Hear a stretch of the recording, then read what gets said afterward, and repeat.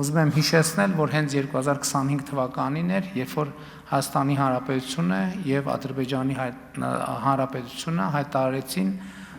երկու երկրների միջև խաղաղություն եւ միջպետական հարաբերություններ հաստատելու մասին համաձայնագրի նախագծի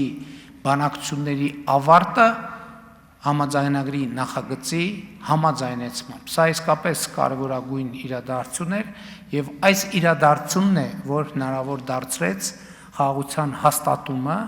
2025 թվականի օգոստոսի 8-ին Միացյալ Նահանգների մայրաքաղաք Վաշինգտոնում նախագահ Տրամպի մասնակցությամբ եւ նախաձեռնությամբ եւ մենք ի վերջո պետք է արձանագրենք, որ 2025 թվականը այն տարին է,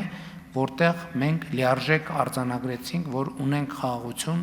ունենք հաստատված խաղաղություն եւ ըստ էության ունենք հակամարտության ավարտ Հայաստանի Հանրապետության եւ Ադրբեջանի Հանրապետության միջեւ։ Պիտի արձանագրենք, որ 2026 թվականին այդ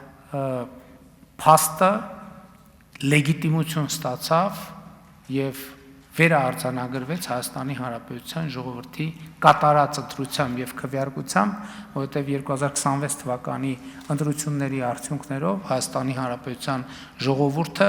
տեր կանգնեց խաղաղությանը, ինչը նշանակում է, որ մենք 2025 թվականը ըստ էության համարելով հեղափոխական կառավարման լավագույն տարին կարող ենք արձանագրել, որ սրանից հետո մեզ սպասում են ամեն տարի պետքա լինի